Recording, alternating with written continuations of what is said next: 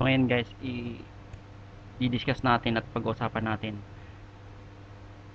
ano ba yung mga nagko-cause ng paper out or paper jam error sa Epson. So common po ito sa mga L series na mga model ng Epson. So meron po tayo ditong picture.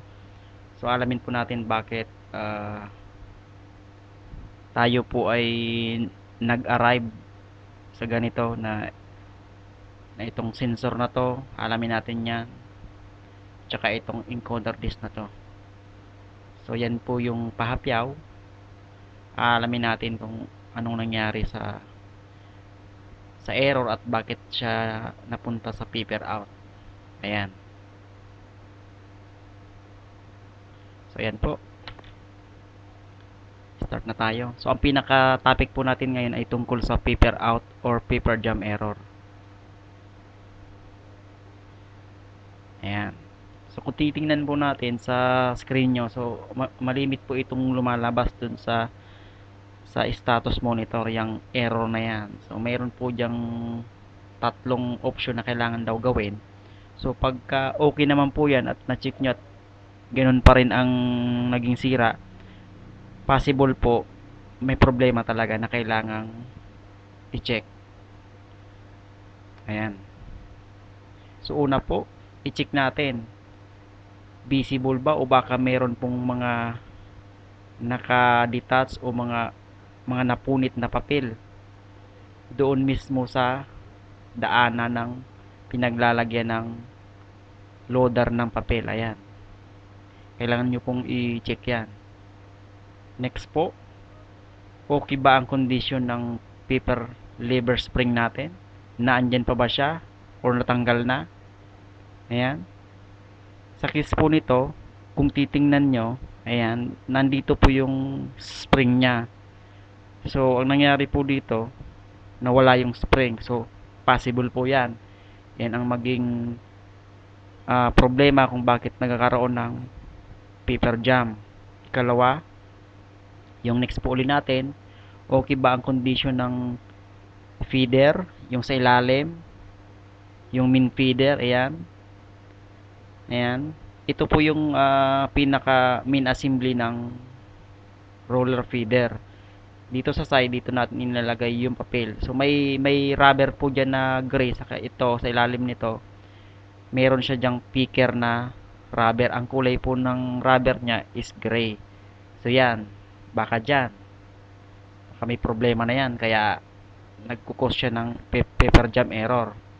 Ang next po natin, or baka ito yung, kung okay naman yung tatlo, hindi kaya ito, yan, broken or damaged strip or rotary scale sensor. Yan, i-check po natin yan.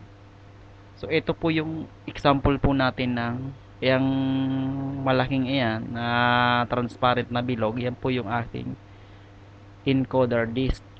Ito naman, yan yung sensor. Sa itsura pa lang, kung makapansin natin na talagang may problema na. Ayan. So sa topic po natin ngayon, ang pag-uusapan po natin, so ang na-check na may problema is yung strip or yung rotary disk encoder sensor. Ayan. Sige, halika. Check na po natin. Check na natin ang problema ng L series sensor.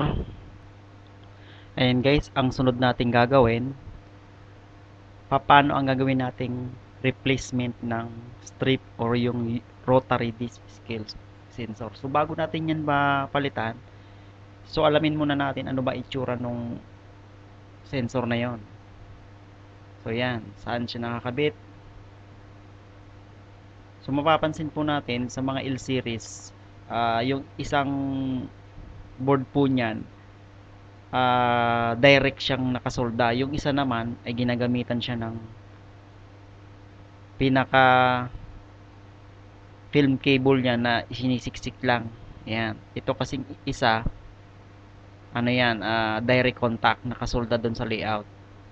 Ito, sinisiksik lang dyan. So, yan po yung ating isang sample ng scale sensor na nakakabit doon sa encoder disk.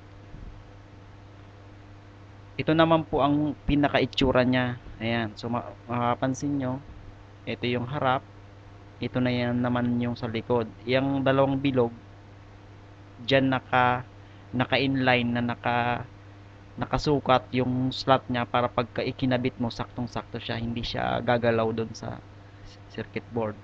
Ito naman yung bottom view. Ito naman yung upper. Ayan. So, ayan po, bago po tayo mag-proceed sa pagpapalit ng sensor na to, ang una po muna nating tatandaan at napakahalaga, alamin po natin. So, kailangan po nating malaman na pag nagpapalit tayo, kailangan po same part number or identification number yung ipapalit natin dun sa nasirang part. Kasi po may mga senaryo ng pag magkaiba yan, hindi yan po gagana. At ang next po dyan, itong nasa baba, yan po ay serial number. Depende rin po ang iba tinatawag na yan yung pinakabilang kung pang ilang series na ito or bilang ng pang ilang bilang na ng sensor ito. Yan po ang ibig sabihin niyan.